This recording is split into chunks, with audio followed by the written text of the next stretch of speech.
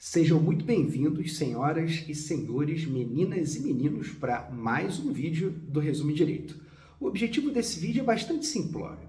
É dar uma analisada, mesmo que de uma forma bastante simples e rápida, no princípio da soberania popular, também chamado de princípio democrático, que está positivado na nossa Constituição. Então, se você tem alguma dúvida sobre quais são os limites, quais são as possibilidades da interpretação do princípio democrático, e se você tem dúvida sobre se de fato o Supremo é o povo, eu te convido então para mais um vídeo do Resumo Direito.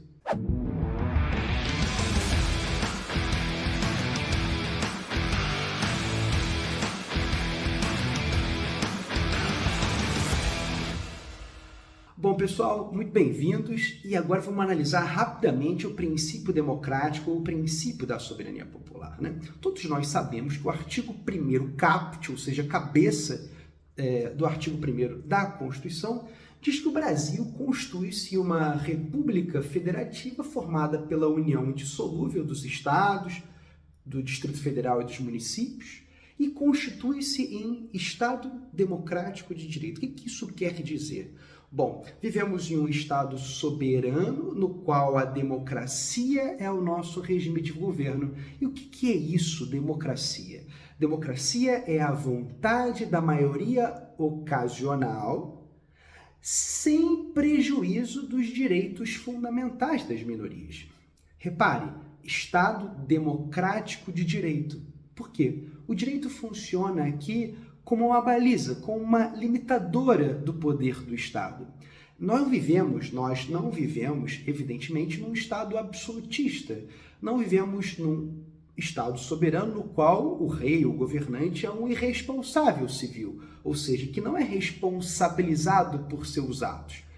No Estado democrático de direito, vigora o direito da maioria, desde que sejam prestigiados, ou seja, não usurpados, os direitos das minorias ocasionais. Repare, não proteger direitos das minorias ocasionais transforma uma democracia num totalitarismo, numa autocracia.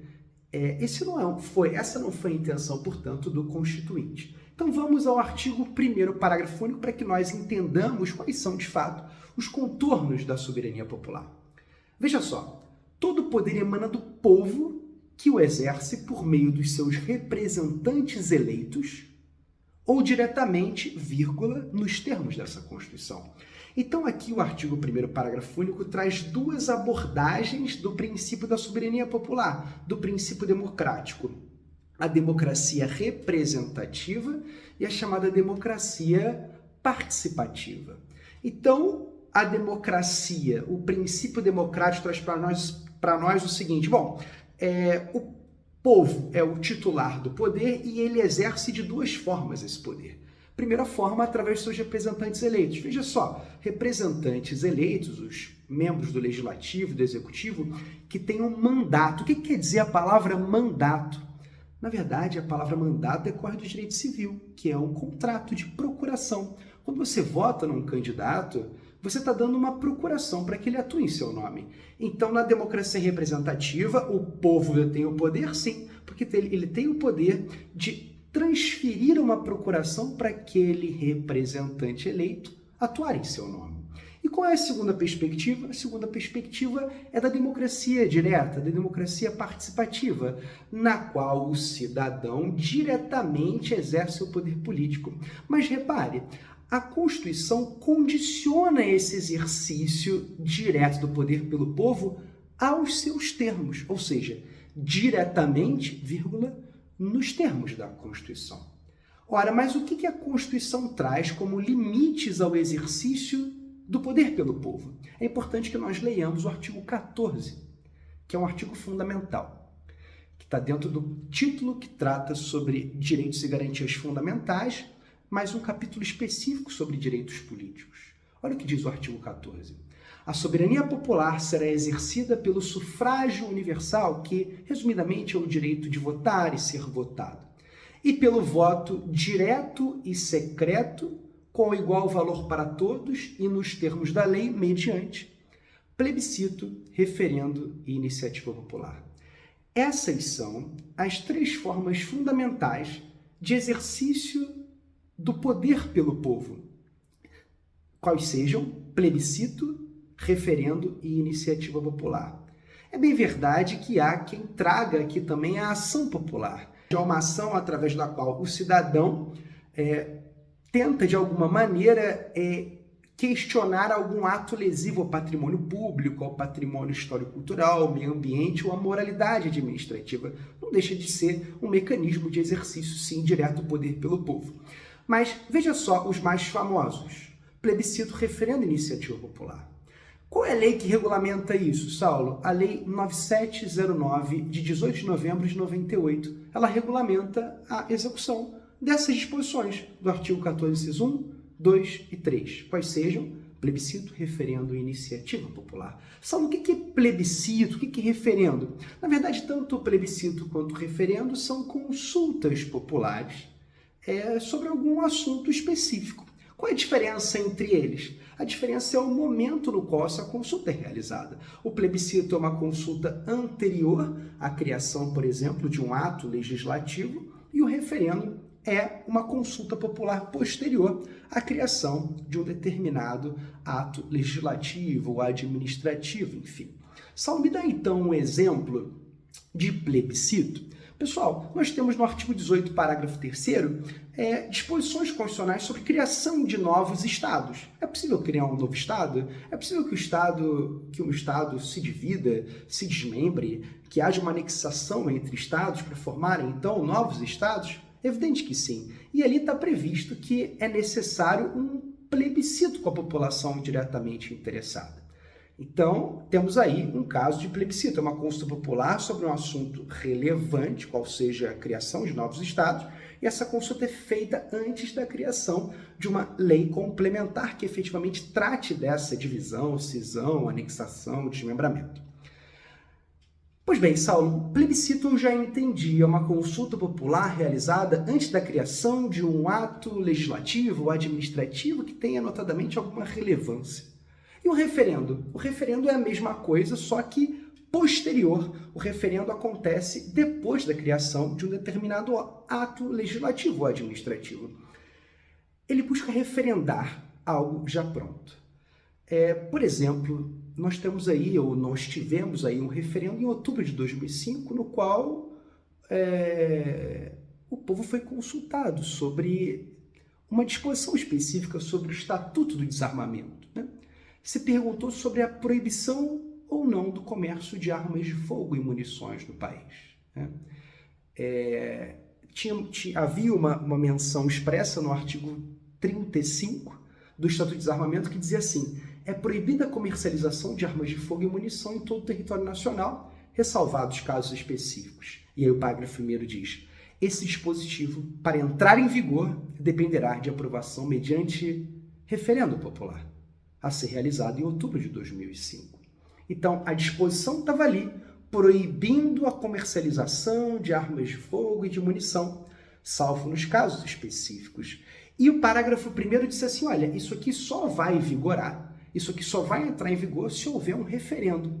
E quando a população foi consultada, a população entendeu por bem? Não. Entendeu que deveria ser mantida a possibilidade de comercialização de armas de fogo e munição. Saulo, então agora eu acho que eu já entendi. Plebiscito e referendo são formas de consulta popular. A única diferença entre elas é o momento temporal no qual essa consulta é realizada. Exatamente. Saulo, mas também tem o inciso 3 no artigo 3º, no artigo 14, que trata sobre a iniciativa popular, que na verdade trata de um projeto de lei de iniciativa popular. Nós até temos vídeo específico sobre projeto de lei de iniciativa popular. O que é um projeto de lei de iniciativa popular, pessoal? É quando uma pessoa do povo entende que deve criar um projeto de lei. Mas ele não pode, essa pessoa do povo não pode sozinha apresentar esse projeto de lei no Congresso, na Câmara dos Deputados, por exemplo, para que inicie então uma votação.